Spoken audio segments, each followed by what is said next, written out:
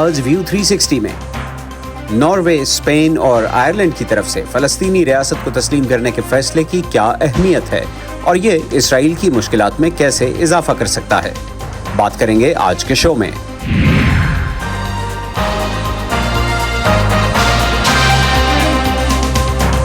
Voice of America کے Washington studio سے آپ دیکھ رہے ہیں پروگرام ویو 360۔ میں ہوں محمد عاطف۔ السلام علیکم اینڈ ویلکم ٹو دی شو۔ کل جب یہ خبر آئی کہ اسپین، آئرلینڈ اور ناروے اگلے ہفتے فلسطین کو ایک ریاست کے طور پر تسلیم کر لیں گے تو اسرائیل نے اس کے خلاف رد عمل دکھاتے ہوئے ان تینوں ملکوں سے اپنے سفیر واپس بلا لیے ہیں۔ ان ممالک کی طرف سے یہ اقدام ایسے وقت میں اٹھایا گیا ہے جب غزہ میں اسرائیلی فوجی کارروائیوں اور عام شہریوں کی ہلاکتوں پر دنیا بھر میں تشویش پائی جاتی ہے، جس کی وجہ سے اسرائیلی وزیر اعظم بنجمن نتن یاہو کی حکومت شدید دباؤ میں ہے۔ اس تازہ پیش رفت سے اس دباؤ میں اضافہ ہوگا جو عالمی عدالت کے وکیل استغاثہ کی جانب سے اسرائیلی رہنماؤں کے جنگی جرائم میں ملوث ہونے پر گرفتاری کے وارنٹ جاری کرنے کی درخواست کے چند روز بعد ہوئی ہے۔ یورپی ممالک کا یہ اقدام اس لیے اہمیت کا حامل ہے کہ یہ تینوں امریکہ اور اسرائیل کے اتحادی مانے جاتے ہیں۔ چند ہفتے قبل اقوام متحدہ کی جنرل اسمبلی کے ایک اجلاس میں روس اور چین سمیت 140 سے زیادہ ممالک نے فلسطینی ریاست کے حق میں ووٹ دیا تھا۔ امریکہ اور برطانیہ ان ممالک میں شامل ہیں جو فلسطین کو الگ ریاست تسلیم نہیں کرتے۔ یورپی یونین کے رکن ممالک مالٹا اور سلوینیا اندیا دے چکے ہیں کہ وہ بھی جلد فلسطین کو ریاست کے طور پر تسلیم کر لیں گے۔ کئی یورپی ممالک سمجھتے ہیں کہ خطے میں دیرپا امن کے لیے دو ریاستی حل ضروری ہے۔ فلسطینی ریاست کے قیام کی جب بات ہوتی ہے تو سوال اٹھتا ہے کہ ریاست کی جغرافیائی حدود کیا ہوں گی۔ فلسطین کو تسلیم کرنے والے نئے ممالک کا کہنا ہے کہ اسرائیل اور فلسطین کے درمیان 1967 سے پہلے جو جغرافیائی حدود تھیں وہ انہی کو بنیاد بنانے کی حمایت کریں گے۔ آج کے پروگرام میں ہم بات کریں گے کہ دو ریاستی حل ہے کیا، اس کا حل کتنا ممکن ہوگا اور فلسطین کو ایک الگ ملک بنانے کے لیے جو حالات اور لوازمات چاہیے کیا عالمی برادری وہ مہیا کر سکے گی۔ آئرلینڈ اور اسپین کے اس فیصلے پر وہاں کے عوام کا کیا رد عمل ہے، آئیے دیکھتے ہیں۔ ہاں، میں سمجھتا ہوں کہ فلسطین کو ایک ریاست کے طور پر تسلیم کیا جانا چاہیے۔ میرے خیال میں آئرلینڈ اور فلسطین کی بہت سی مشترکہ تاریخ ہے اور ماضی میں ہمیں ایک ہی جیسے گروہوں کا ظلم برداشت کرنا پڑا ہے، اور مجھے لگتا ہے کہ اگر آئرش لوگ یہ باہمی تعلق نہیں دیکھ سکتے، پھر یا تو وہ یہ نہیں جانتے کہ آئرش ہونا کیا ہے یا وہ آئرلینڈ کے ماضی کے بارے میں کافی نہیں جانتے ہیں۔ میں سمجھتا ہوں کہ فلسطینی ریاست کو تسلیم کرنا بہت اچھا ہے، لیکن صہیونی ریاست کے ساتھ تعاون جاری رکھنا جو ان کا قتل عام کر رہی ہے اور کئی دہائیوں سے کر رہی ہے، اس کا کوئی جواز نہیں ہے۔ میرے خیال میں اس کا یورپی انتخابات اور آنے والے دنوں میں کیا ہونے والا ہے اس سے بہت زیادہ تعلق ہے۔ مجھے لگتا ہے ہمیں اس سے سروکار نہیں ہونا چاہیے۔ مجھے غلط مت سمجھے، کون سی جنگ؟ میں جنگ سے متفق نہیں ہوں، لیکن فلسطین یہ ایک عرب مسئلہ ہے۔ مجھے لگتا ہے کہ اب پہلے سے کہیں زیادہ آئرش بچے بے گھر ہیں۔ ہماری ریاست کے آغاز کے بعد سے کسی کو اس کی فکر ہی نہیں ہے۔ اسرائیل کی خارجہ پالیسی کے لیے اسپین، آئرلینڈ اور ناروے کا فلسطین کو ریاست تسلیم کرنا کتنا بڑا دھچکا ہے اور کیا اندرونی اور بیرونی دباؤ نتن یاہو حکومت کی غزہ میں جاری جنگ کو کسی طرح متاثر کر رہا ہے؟ اس پر بات کرتے ہیں وائس آف امریکہ کے یروشلم میں کنٹریبیوٹر ہریندر مشرا سے۔ Harinder, thank you for joining. کیا رد عمل ہے اسرائیل میں سیاستدانوں کا اور عام عوام کا؟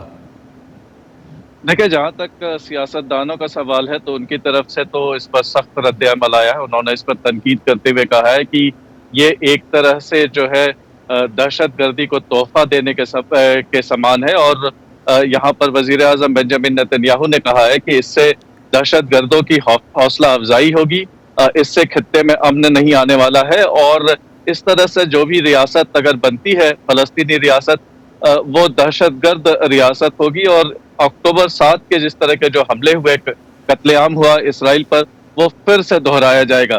تو انہوں نے کہا ہے کہ اسرائیل کے لیے کبھی منظور نہیں ہے، اور یہ خطے میں امن کے لیے بھی صحیح فیصلہ نہیں ہے۔ اور اسی طرح کے بیانات جو ہے اسرائیل کے باقی رہنماؤں کی طرف سے بھی آیا ہے۔ یہاں پر اسرائیل نے کئی سارے اقدامات کیے ہیں، اس کے خلاف انہوں نے اپنے سفیروں کو اور ایمبیسڈرز کو واپس بلایا ہے۔ انہوں نے ان تینوں ملکوں کے ایمبیسڈرز کو یہاں پر ریپریمانڈ کیا ہے جیروسلم میں، اور یہاں کے جو فائنانس منسٹر ہیں انہوں نے کہا ہے کہ جو ٹیکس کا منی ہے فلسطینی انتظامیہ کو جاتا ہے وہ اسے روک دیا جائے گا، جس کو لے کر کے دراصل عالمی برادری کی طرف سے کافی ناراضگی ظاہر کی گئی ہے۔ ہریندر، میں چاہوں گا کہ آپ اس پر بھی بات کریں کہ بنجمن نیتن یاہو کے اوپر اندرونی دباؤ بھی ہے، ملک میں ان کے خلاف مظاہرے ہو رہے ہیں، ان کے اتحادی ان کی پالیسیز سے ناخوش ہیں، ان کے وزیر دفاع بیان دے چکے ہیں، تو یہ سب کچھ جو ملک سے باہر جو ڈیولپمنٹس ہو رہی ہیں، جیسے ان کا وارنٹ جاری ہونا اور اب 3 یورپی ممالک کی طرف سے فلسطینی ریاست کو تسلیم کرنا، اس سب کا بنجمن نیتن یاہو پر کتنا دباؤ پڑ رہا ہے؟ کیا یہ لگتا ہے کہ ان کا سیاسی مستقبل خطرے میں ہے؟ دیکھیں، آپ نے اس کے پہلے پوچھا کہ یہاں پر عوام کا رد عمل کیسا ہے، تو یہاں پر کئی سارے لوگوں سے میری بات ہوئی، نہ صرف اسرائیل میں نے اس پر لوگوں سے بات کی ہے، بلکہ میں نے فلسطینی جو علاقے ہیں وہاں بھی لوگوں سے بات کی ہے۔ جہاں تک اسرائیلی عوام کا سوال ہے تو یہاں پر لگاتار جو ہے مظاہرے ہوتے رہے، حکومت کے خلاف بنجمن نیتن یاہو کے جو ہے استعفے کا مطالبہ لگاتار یہاں پر ہوتا رہا ہے، اور جب لوگوں سے میں نے بات کی تو زیادہ تر لوگوں نے یہ کہا کہ اسرائیل جو ہے وہ یہاں تک اس لیے پہنچا ہے اور جو بھی اسرائیل کے خلاف ہو رہی ہیں چیزیں اس کے لیے وہ کسی حد تک جو ہے بنجمن نیتن یاہو کو قصوروار لوگ ٹھہرا رہے ہیں۔ لوگوں کا کہنا ہے کہ بنجمن نیتن یاہو نے جس طرح کی پالیسیز اپنائی، جس طرح سے وہ اپنے قریبی جو ملک ہیں، خاص کر کے امریکہ اور باقی بھی جو مغربی ملک ہیں، ان کی باتوں کو وہ لگاتار نظر انداز کرتے رہے، اس کے خلاف جو ہے وہ اپنی پالیسی چلاتے رہے، اس کی وجہ سے یہ ساری چیزیں ہو رہی ہیں۔ تو یہاں پر عوام جو ہے وہ کافی حکومت سے ناراض ہے۔ فلسطینی انتظامیہ کا جہاں تک سوال ہے تو وہاں پر زیادہ تر لوگ جو ہیں فلسطینی وہ یہ مانتے ہیں کہ حماس جو ہے اس نے جو کیا وہ ایک طرح سے حماس کی وکٹری اس میں دیکھ رہے ہیں، تو اس سے فلسطینی انتظامیہ جو ہے بھلے اس نے جی بہت شکریہ ہریندر، ہمارے پاس اتنا ہی وقت ہے آج کے لیے، بہت شکریہ آپ نے ہمیں جوائن کیا۔ اسرائیل اور فلسطین تنازع کی جب بھی بات ہوتی ہے تو 2 ریاستی حل بھی زیر بحث آتا ہے۔ یہ 2 ریاستی حل ہے کیا؟ اور اگر اس تنازع کا حل موجود ہے تو فلسطین کا مسئلہ اب تک برقرار کیوں ہے؟ اس کی تفصیلات بیان کرنے کے لیے ہم نے آپ کے لیے ایک ایکسپلینر تیار کیا ہے، آئیے دیکھتے ہیں۔ اسرائیل فلسطین تنازع کا جب بھی ذکر ہوتا ہے تو ساتھ ہی اس مسئلے کا 2 اسٹیٹ سولوشن یا 2 ریاستی حل بھی زیر بحث آتا ہے۔ یہ اس تنازع کا ایسا حل ہے جس پر امریکہ اور چین یا پاکستان اور بھارت جیسے ایک دوسرے کے حریف ممالک بھی متفق ہیں۔ اسرائیل فلسطین تنازع کا 2 ریاستی حل پہلی بار 1947 میں اقوام متحدہ نے پیش کیا تھا، جس میں فلسطینی علاقوں کو 2 حصوں یعنی یہودی اور عرب ریاست میں تقسیم کرنے کی تجویز دی گئی تھی۔ اس مجوزہ منصوبے میں تاریخی شہر یروشلم کو ایک غیر جانبدار عالمی انتظام کے تحت دینے کی تجویز دی گئی تھی۔ یہودی کمیونٹی نے اسرائیل کے قیام کی راہ ہموار ہونے پر یہ منصوبہ تسلیم کر لیا تھا، لیکن عربوں نے زمین اور وسائل کی اس تقسیم پر تحفظات کا اظہار کیا تھا۔ مئی 1948 میں اسرائیل کے قیام کے اعلان کے ساتھ ہی اردن، مصر، شام اور عراق نے اسرائیل پر حملہ کر دیا، کیونکہ یہ ممالک اسرائیل کے قیام اور فلسطینیوں کی زمین پر یہودیوں کو بسانے کی مخالفت کر رہے تھے۔ اسرائیل نے یہ جنگ جیت کر اقوام متحدہ کے تجویز کردہ علاقوں سے کہیں زیادہ رقبے پر قبضہ کر لیا تھا۔ اس جنگ کے نتیجے میں اسرائیل کی ریاست تو قائم ہو گئی، لیکن فلسطینی ریاست قائم نہیں ہو سکی تھی۔ اقوام متحدہ کی مجوزہ فلسطینی ریاست میں مغربی کنارہ اور غزہ کے علاقے شامل تھے، لیکن جنگ کے بعد مغربی کنارے اور مشرقی یروشلم کا کنٹرول اردن کے پاس چلا گیا اور غزہ پر مصر کا کنٹرول قائم ہو گیا۔ جنگ میں جو علاقے اسرائیل کے قبضے میں چلے گئے تھے ان علاقوں میں بڑی تعداد میں عرب آباد تھے، جنہیں اس جنگ کے نتیجے میں اپنا گھر بار چھوڑنے پر مجبور ہونا پڑا۔ ان میں سے بہت سے لوگ غزہ اور دیگر عرب ممالک کی طرف نقل مکانی کر گئے۔ فلسطینی اپنے علاقوں سے اس بے دخلی کو نقبہ یا تباہی کہتے ہیں۔ 1967 میں عرب ممالک اور اسرائیل کی ایک اور جنگ ہوئی، جس میں عرب ممالک کو ایک بار پھر شکست کا سامنا کرنا پڑا۔ 6 روز تک جاری رہنے والی اس جنگ میں اسرائیل نے مغربی کنارے، غزہ اور مشرقی یروشلم پر بھی قبضہ کر لیا۔ اس طرح مجوزہ فلسطینی ریاست کے تقریباً تمام ہی علاقے اسرائیل کے کنٹرول میں چلے گئے۔ اس جنگ کے بعد بھی لاکھوں فلسطینیوں کو اپنی آبائی زمینیں چھوڑ کر نقل مکانی کرنا پڑی۔ علیحدہ ریاست کا قیام نہ ہونے کی وجہ سے فلسطینی علاقوں میں بے چینی بڑھتی گئی اور بالآخر 1987 میں فلسطینیوں نے مزاحمت کا آغاز کیا، جسے پہلا انتفاضہ یعنی مزاحمت کہا جاتا ہے۔ دوسری جانب اسرائیل اور فلسطینیوں کے درمیان تنازع کے حل کے لیے سفارتی کوششیں بھی جاری رہیں۔ 1993 میں اوسلو اکارڈ کی شکل میں اس میں اہم پیش رفت ہوئی۔ اسرائیلی وزیر اعظم اور آزاد فلسطینی ریاست کے لیے جدوجہد کرنے والی جماعت فلسطین لبریشن آرگنائزیشن کے سربراہ یاسر عرفات نے امریکی ثالثی کے نتیجے میں ایک معاہدے پر دستخط کیے اور 2 ریاستی حل کی امیدیں پھر روشن ہو گئیں۔ اوسلو اکارڈز کے مجوزہ منصوبے کے تحت آزاد فلسطینی ریاست کے لیے غزہ کی پٹی اور مغربی کنارے کے علاقے تجویز کیے گئے، جبکہ یروشلم کے معاملے پر مزید مذاکرات پر اتفاق ہوا۔ معاہدے کے تحت اسرائیل نے فلسطین لبریشن آرگنائزیشن کو فلسطینیوں کی نمائندہ پارٹی تسلیم کر لیا، جبکہ پی ایل او نے اسرائیل کے وجود کو ماننے پر آمادگی ظاہر کی۔ اسی معاہدے کے تحت مغربی کنارے اور غزہ کا انتظام چلانے کے لیے فلسطینی اتھارٹی کے نام سے ایک عبوری نظام قائم کیا گیا۔ تاہم امریکی ثالثی میں ہونے والے اس معاہدے کے باوجود 2 ریاستی حل کی جانب مزید کوئی پیش قدمی نہ ہو سکی اور مختلف ادوار میں فلسطینی مزاحمتی تنظیموں اور اسرائیل کے درمیان جھڑپوں کا سلسلہ جاری رہا۔ وقت گزرنے کے ساتھ ساتھ 2 ریاستی حل پر عمل درآمد کی راہ میں اور بھی کئی رکاوٹیں پیدا ہو گئیں۔ 2 ریاستی حل کے باوجود اسرائیل اور فلسطین کی سرحدوں کے تعین اور ایک دوسرے کے علاقے میں رہنے والے اسرائیلی اور فلسطینی باشندوں کی قانونی حیثیت کے معاملے پر اب بھی ابہام پایا جاتا ہے۔ اسرائیل کی جانب سے مغربی کنارے میں یہودی بستیوں کی تعمیر نے بھی 2 ریاستوں کے قیام کو مزید مشکل بنا دیا ہے۔ اور پھر ایک اہم مسئلہ یروشلم کا بھی ہے، جس پر فریقین میں سب سے زیادہ اختلاف رائے پایا جاتا ہے۔ اسرائیل دعویٰ کرتا ہے کہ پورا یروشلم اس کا حصہ ہے، جبکہ فلسطینی مشرقی یروشلم کو اپنی مجوزہ ریاست کا دارالحکومت بنانا چاہتے ہیں۔ وقت کے ساتھ ساتھ اسرائیل اور فلسطینیوں میں بھی 2 ریاستی حل کے بارے میں اختلافی آوازیں توانا ہو رہی ہیں۔ اسرائیلی وزیر اعظم بنیامین نیتن یاہو نے 2 ریاستی حل پر عمل درآمد کو مزید کئی ایسے سخت اقدامات سے مشروط کر دیا ہے جو فلسطینیوں کو کسی صورت قبول نہیں۔ اس کے علاوہ اسرائیل میں دائیں بازو کی بہت سی جماعتیں بھی 2 ریاستی حل کی مخالف ہیں اور چاہتی ہیں کہ اسرائیل مغربی کنارے کو بھی قبضے میں لے کر 2 ریاستی حل کو مکمل طور پر خیر بات کہہ دے۔ دوسری جانب مغربی کنارے پر کنٹرول رکھنے والی فلسطینی اتھارٹی کے صدر محمود عباس 2 ریاستی حل کے حامی تو ہیں اور عالمی برادری پر اس حوالے سے زور دیتے رہے ہیں، لیکن 2 ریاستی حل پر کوئی پیش رفت نہ ہونے کی وجہ سے خود وہ بھی گزشتہ کئی سال سے اس معاملے پر اپنی مایوسی کا اظہار کر رہے ہیں۔ ادھر غزہ میں برسر اقتدار حماس اسرائیل کے قیام کو ہی غیر قانونی قرار دیتی ہے۔ گزشتہ 30 برسوں کے دوران اس 2 ریاستی حل پر عمل درآمد کے لیے مذاکرات کے کئی ادوار ہو چکے ہیں، لیکن حماس اور اسرائیل کی حالیہ جنگ کے بعد اور اس تنازع کی پیچیدگیوں کی وجہ سے 2 ریاستی حل کے راستے میں حائل رکاوٹیں بڑھتی جا رہی ہیں۔ اقوام متحدہ کی عدالت کے سابق اور بانی پروسیکیوٹر لوئس موریانو موکامپو نے کہا ہے کہ اگر اسرائیلی وزیر اعظم کا دعویٰ ہے کہ ان پر لگے الزامات غلط ہیں تو وہ عالمی عدالت کے سامنے اپنے بے قصور ہونے کے شواہد رکھیں۔ ہماری رپورٹر ارم عباسی سے ایک خصوصی انٹرویو میں ان کا یہ بھی کہنا تھا کہ آئی سی سی کا مقصد محض گرفتاریاں کرنا نہیں بلکہ تحقیقات کے ذریعے غزہ میں مسئلے کا حل تلاش کرنا بھی ہے۔ یہ ممکن ہے اور ایسی صورت میں انہیں ججوں کے سامنے معلومات پیش کرنے کا راستہ تلاش کرنا چاہیے۔ صدر یا اسرائیلی وزیر اعظم جج کے پاس جا کر کہہ سکتے ہیں آپ کو میرے خلاف گرفتاری کے وارنٹ جاری کرنے کی ضرورت نہیں ہے، میں یہاں کر آپ کو تمام ثبوت دوں گا اور پھر آپ یہ الزامات واپس لیں۔ ایسے ہی ایک کیس میں کینیا کے رہنماؤں نے بھی کیا تھا۔ نیتن یاہو صحافیوں کے سامنے نہیں بلکہ ججوں کے سامنے یہ دلیل پیش کر سکتے ہیں۔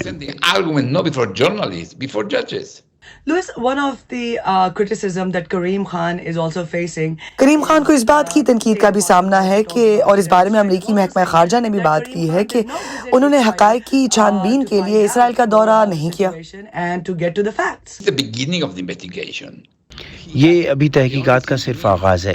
اس وقت ان کے پاس معقول بنیاد ہے ان الزامات کو جانچنے کے لیے اور اسی لیے انہوں نے 5 افراد کے خلاف کم درجے کی تحقیقات شروع کر دی ہیں۔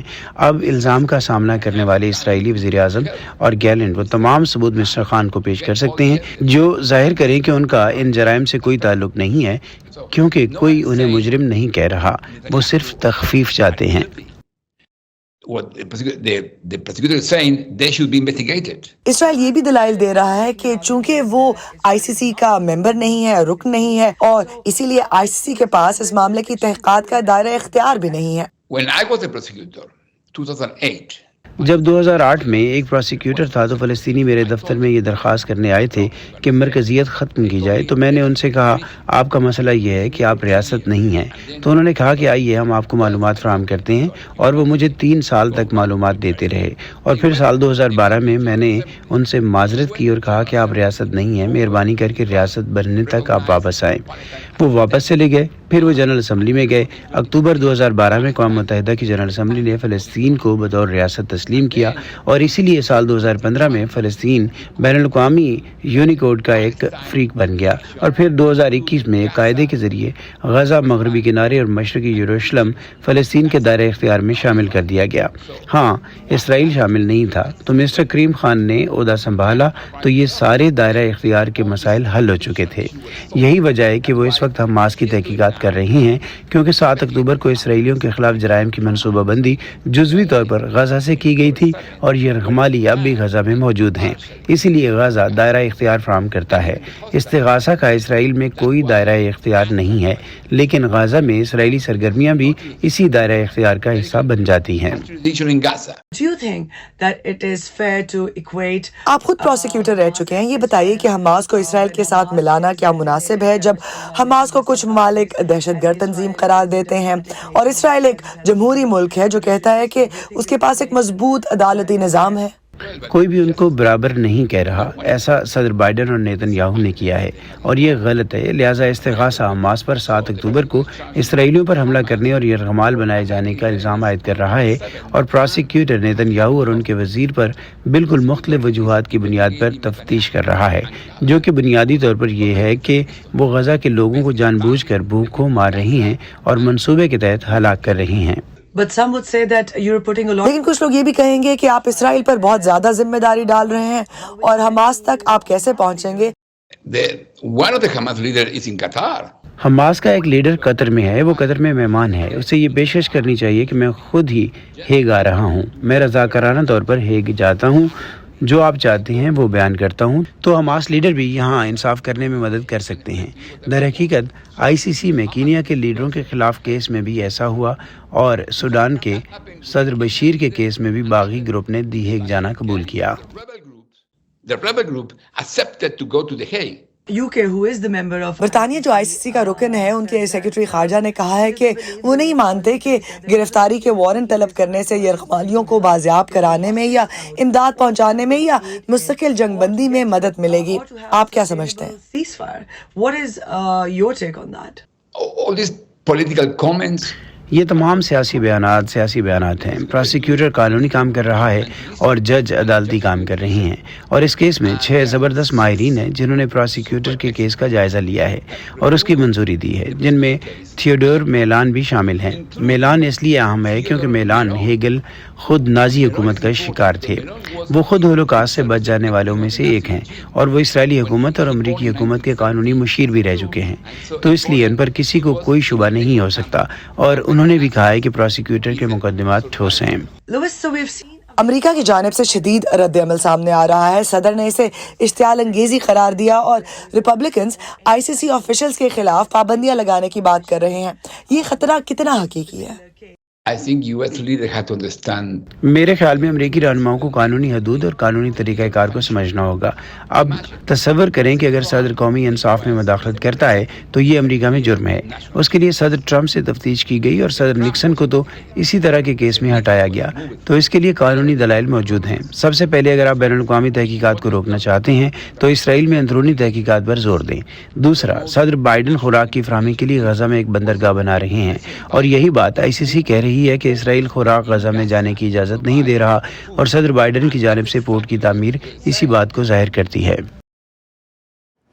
غزہ میں عام شہریوں کی ہلاکت پر اسرائیل عالمی برادری میں الگ تھلگ ہوتا جا رہا ہے۔ اس ہفتے اسے 2 بڑی ناکامیوں کا سامنا کرنا پڑا۔ پہلے دی ہیگ میں واقع ICC کی طرف سے اسرائیلی وزیر اعظم اور وزیر خارجہ کے وارنٹ گرفتاری کی درخواست، جس پر آپ نے ابھی ایک بہت ہی جامع ہمارا انٹرویو بھی دیکھا، اور کل 3 یورپی ممالک کی طرف سے فلسطین کو بطور ریاست تسلیم کرنے کا بیان۔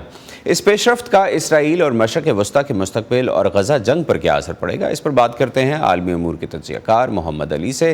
محمد علی، بہت شکریہ، آپ ہمیں جوائن کر رہے ہیں ٹیلی فون لائن کے ذریعے۔ 140 سے زیادہ ممالک پہلے ہی فلسطین کو ایک ریاست کے طور پر تسلیم کر چکے ہیں، اور اب یہ 3 یورپی ممالک نے اعلان کیا ہے، تو یہ اعلان کیسے اہم ہے؟ یہ اعلان عاطف ایسے اہم ہے کہ ایک تو آپ دیکھیے ناروے وہ ملک ہے جو اوزلو اکارڈز جب 1993 میں ہوئے تھے تو وہ اوزلو میں ناروے میں ہوئے تھے، تو ایک تو ناروے کا یہ کہنا کہ جی 2 اسٹیٹ سولوشن ہونی چاہیے. آئرلینڈ جو ہے وہ خود دکھا ہوا ہے, آئرلینڈ میں خود جتنی جنگ ہوئی ہے, اور آئرلینڈ بڑی دیر سے, جب سے یہ سانحہ شروع ہوا ہے تب سے آئرلینڈ جو ہے وہ اسرائیل کی تنقید کر رہا ہے, اور اسپین.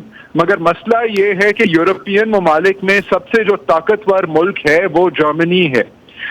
جرمنی ہے, اور جو یہ اس بلا کی جو مصیبت کی جو جڑ ہے, جب یو کے نے جو زائنزم شروع ہوا, انہوں نے کہا کہ جی یہودیوں کو ہم یورپ سے نکال کر ان کو بھیجتے ہیں, جو اب اسرائیل بن گیا ہے. تو وہ دونوں ممالک جو ہیں وہ جھجک رہے ہیں. جرمنی کو اپنا گلٹ ہے کہ انہوں نے جو ایک زمانے میں کیا تھا دوسری جنگ عظیم کے بعد, وہ جھجکتے ہیں کہ ہم اسرائیل کے خلاف کوئی اگر احتجاج بھی ہو تو وہ بات جو ہے وہ غلط ہے. اور سب سے بڑی جو رکاوٹ ہے وہ امریکن ہے. یہ تو سارے کہہ رہے ہیں کہ جی ابھی تو ٹائم ٹھیک نہیں ہے 2 اسٹیٹ سولوشن کا, اور نیتن یاہو تو ظاہر ہے وہ تو فرما رہے ہیں کہ جی یہ آپ حماس اور ٹیررزم کو جو انعام دیں گے اگر آپ اس وقت 2 اسٹیٹ سولوشن کی بات کریں. لیکن محمد علی یہ بتائیے گا کہ دیکھیے جیسے ابھی جیسے سیکرٹری بلنکن نے یہ کہا ہے کہ امریکہ اور سعودی عرب کے درمیان ایک بڑی سیکیورٹی ڈیل ہونے والی ہے, اور اس سیکیورٹی ڈیل کے نتیجے میں سعودی عرب اور اسرائیل کے تعلقات بھی قائم ہو جائیں گے, لیکن اس کے لیے ایک شرط سعودی عرب کی طرف سے یہ ہے کہ اس سے پہلے 2 اسٹیٹ سولوشن کو عملی جامہ پہنایا جائے گا, تبھی سعودی عرب اور اسرائیل کے تعلقات نارملائز ہوں گے یا قائم ہوں گے. تو آپ کو لگتا ہے کہ امریکہ کا جو ایک براڈر ویژن ہے خطے کے لیے, امریکہ اس کو پرسو کرنا چاہ رہا ہے بجائے اس کے کہ وہ ایک فوکس 2 اسٹیٹ سولوشن کے سولوشن پہ جائے؟ ہاں, وہ مطلب اس کے لیے بھی کوئی نہ کوئی تو معاہدہ جو ہے وہ ضروری ہے, اور یہ تو خفیہ بات ہو رہی تھی, پھر یہ نکل آئی کیونکہ سعودی عربیہ UAE کے بعد سعودی عربیہ بھی تو تیار تھا, بلکہ UAE کو انہوں نے شاید پہلے کہا کہ پہلا قدم آپ لیں اور پھر سعودی لیں اور پھر شاید اور ممالک بھی لیں کہ اسرائیل کو ریکگنائز کریں, کیونکہ امریکہ بھی تو اپنی ایک گیم کھیل رہا ہے. دوسری طرف آپ یہ دیکھیے جو چائنا نے ایران اور سعودی عربیہ کی آپس میں دوستی کرائی جو ابھی تک کافی حد تک قائم ہے, تو ایک طرف وہ چیز ہے, مگر سعودی اور باقی جو ممالک ہیں ان کو یہ بھی پتا ہے کہ چاہے حماس ہے, چاہے ہوتی ہیں, چاہے حزب اللہ ہیں, یہ ایران کے ساتھ یہ ان گروہوں کا تعلق ہے, اور وہ جو باقی عرب ممالک ہیں وہ حماس وغیرہ کے ساتھ جو ہے وہ نہیں چاہتے کہ حماس جو ہے وہ جی بہت شکریہ. آپ کہہ رہے تھے کہ جو شیعہ انسرجنسیز ہیں عرب ممالک کو ان سے خطرہ محسوس ہوتا ہے. بہت شکریہ محمد علی, آپ نے ہمیں جوائن کیا. اسی پر ختم کرتے ہیں آج کا ویو 360. محمد عاطف کو آج کے شو سے اجازت دیجیے. خدا حافظ.